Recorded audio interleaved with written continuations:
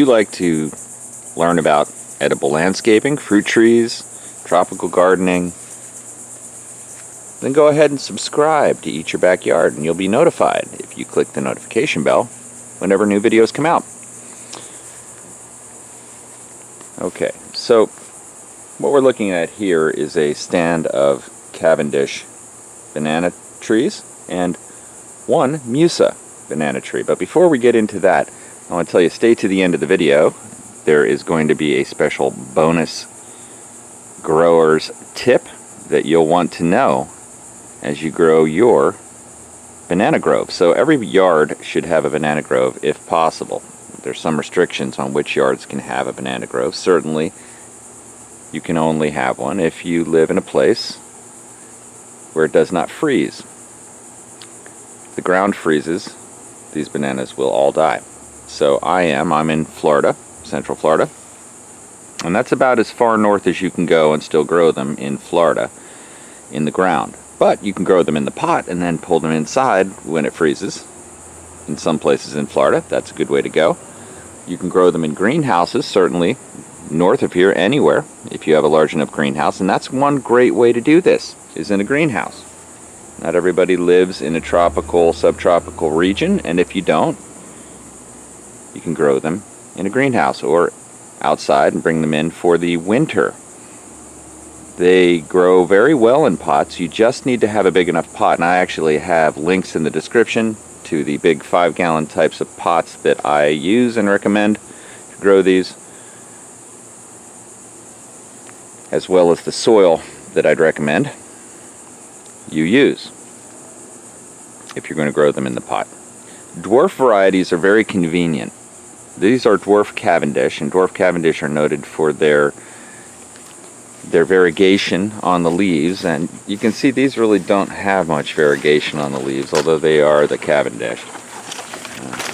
I planted all of these from cuttings, from pups, and if you like to know how to do that, just look in the other videos. And as you can see, one right here has got fruit, very young, but that's a nice little fruit. And there's the flower, just growing nicely. Now, this is very kind of casual corner of the yard, and I've been evolving it over the last couple of years and shown in videos if you want to look back at the evolution of this, but it's starting to really come to fruition, literally. I've got a nice edible cactus, thornless edible cactus that's growing along the bottom here.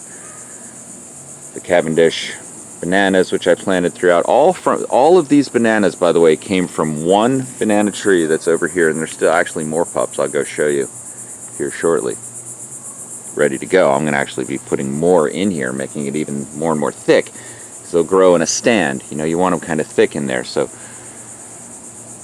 what I used for the mulch, very eco-friendly method, is I just used oak leaves from the oak tree in my front yard. It drops a lot of leaves, and the cool thing about using oak leaves is that they disintegrate into soil over time, unlike maybe some other things that might not break down as easily. You can see, as you think about mulch, there are a lot of things that just turn into mulch easily. This is a papaya stem, and you can see it just flakes apart. So I like to do that whenever possible, and so that's all I've used. And of course I threw in a lot of things.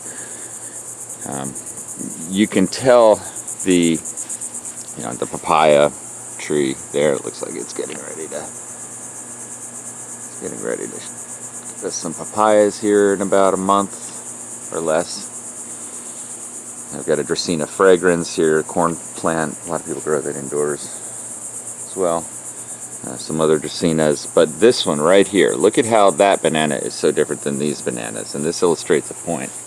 Now, I planted it here because of the fact that it's, more of a screen and there's space. But this is the Musa, and the Musa will get very, very tall. That'll get 15, 16, 20 feet tall potentially. So that's a beast, and that'll get almost 2 feet wide really at the base when it's mature and really thriving if you do it right. Got some sugar cane that I've also grown up here, green chewing cane. All these things, by the way, are available in the links if you want to get your own. So go check that out. And a hibiscus, a red single hibiscus with the yucca. So this is a good arrangement, but you could get dwarf banana trees, and you know, it's about 6 feet. You can still grow them in that space, and that's really nice. And that's why they're so great for backyards. There's a lot of varieties available. I don't know if you've heard of the ice cream banana. One thing, that's a great variety. Again, link in the description. The bananas that are produced by these Cavendish, by the way, and the Musa, both are so sweet and so delicious. So much better than anything I've ever gotten in a grocery store, that it's worth it just to grow them for that. And since we're walking around, let's head over here and take a look at, see behind the mango tree. That's my primary banana grove. Now, this is a Musa banana grove. And wow, what a difference. Look at this. This has been developed over years, and it's just a beast of a grove. Look at that banana flower up there. The thing is, that's going to be a lot of fruit. Okay, and then behind it,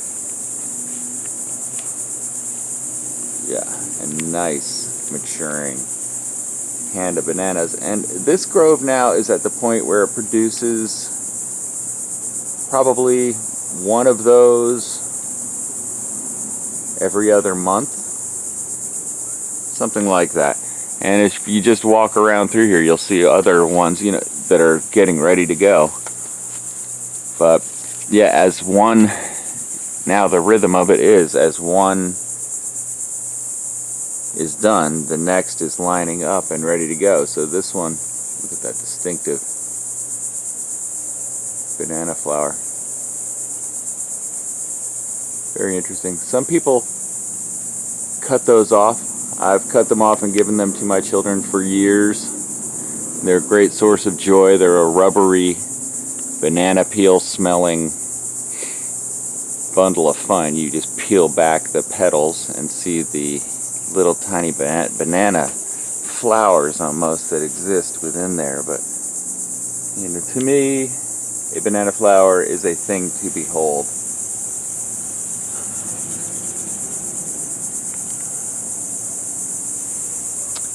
So yeah, there's definitely two extremes of the banana growing experience, and this is one of them. This is the Mega Banana Grove, level 5 banana grove. That's the 20-footer right there. That wind-beaten banana leaf is the 20-foot sea breeze zone as well. You can see it's just shredded by the winds, which is what those banana leaves do. They get shredded on the windward side, and then but they keep growing and growing and growing. I'll show you. I am guilty of having had this banana.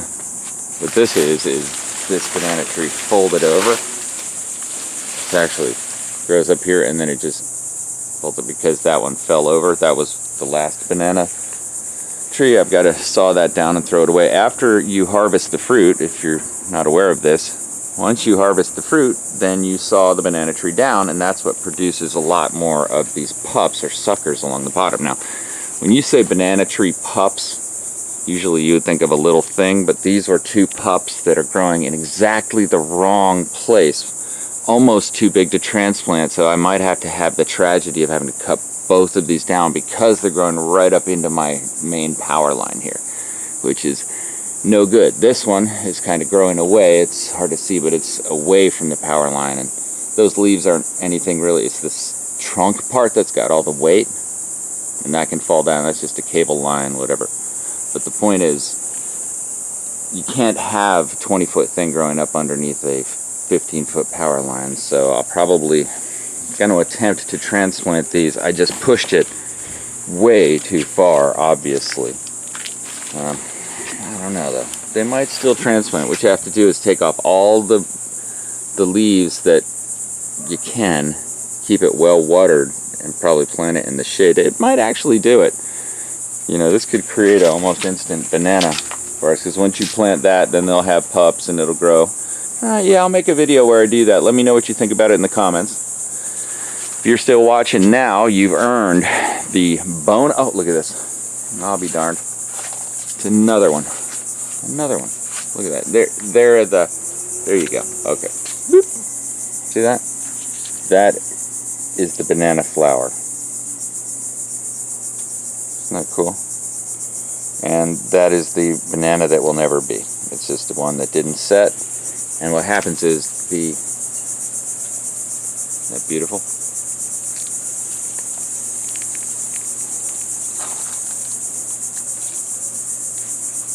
Yeah.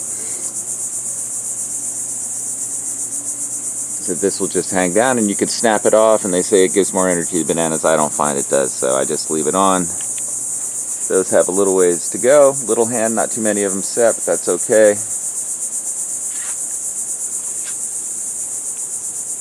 Alright, so thanks for watching, and here's the bonus. If you really want your banana grove to go off, what you'll do is plant fish waste, and by that I mean if you get fish for dinner and you throw, you fillet it and you throw the bones and stuff, the waste, any fish waste, shrimp shells, bury that at the base of the banana tree and you will have success. It'll break down into a thing that'll make the banana tree go bananas, literally. That's been my secret to success, and you can see, what I got. And I'm growing this in basically beach sand. This is not rich sand, the rich soil. This is just beach sand, and I put, cow manure and some compost in there and keep it watered. But it is obviously going off. So hey, thanks for watching. Eat Your Backyard. If you like these kinds of videos, go ahead and subscribe. Hit the notification bell. Hit the notification bell so that you'll be notified as new videos are released, and they're going to be released all the time. We're on a very steady schedule now.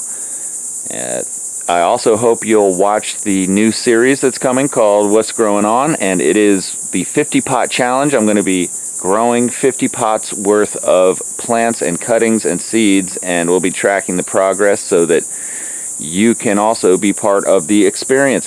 Thanks for watching. Eat Your Backyard.